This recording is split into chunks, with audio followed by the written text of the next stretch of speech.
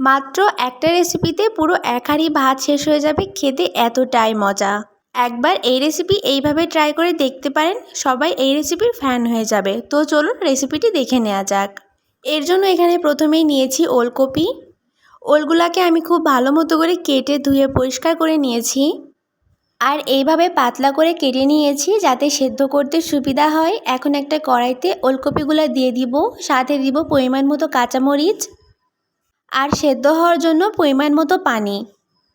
এখন এর মধ্যে দিব 1 চা চামচ লবণ। লবণটা দিয়ে সেদ্ধ হতে রেখে দিব।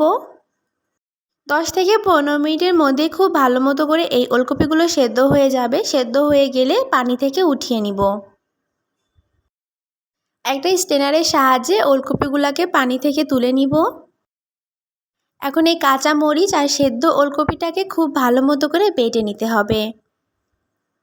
এখন একটা কড়াইতে দিব পরিমাণ মতো রান্নার তেল। তার মধ্যে দিব 1/2 কাপ পেঁয়াজ কুচি। পেঁয়াজটাকে আগে হালকা একটু ভেজে নিব। পেঁয়াজটা একটু নরম হয়ে আসলে এখন এর মধ্যে দিব 2 টেবিল চামচ আদা রসুন বাটা, 1 টেবিল চামচ দিব জিরা বাটা, দিব 2 টেবিল চামচ সরিষা বাটা। এখন দিব পরিমাণ মতো লবণ। লবণটা একটু বুঝে দিবেন। দিব 1/2 চা চামচ হলুদের গুঁড়া, 1 চা চামচ লাল মরিচের গুঁড়া, 1/2 চা চামচ ধনিয়া গুঁড়া। এখন এই মশলাটাকে খুব ভালো মতো করে আগে কষিয়ে নিতে হবে। ওপরে যখন হালকা একটু তেল ভেসে আসবে তখন এর মধ্যে বেটে রাখা ওলকপিটাকে দিয়ে দিতে হবে।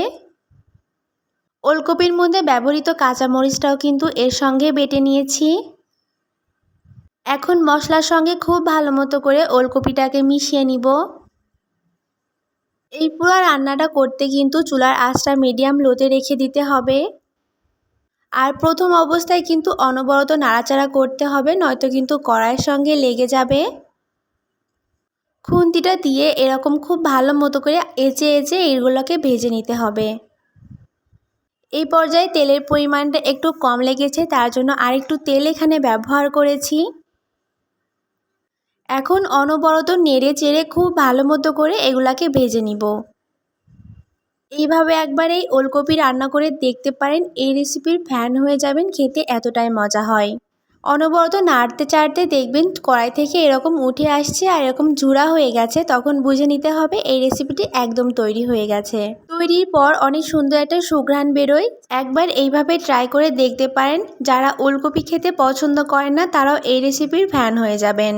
আশা করি আমার আজকের এই ভিডিওটি ভালো লেগেছে। দেখা হবে নতুন আরেকটি ভিডিওতে। আল্লাহ হাফেজ।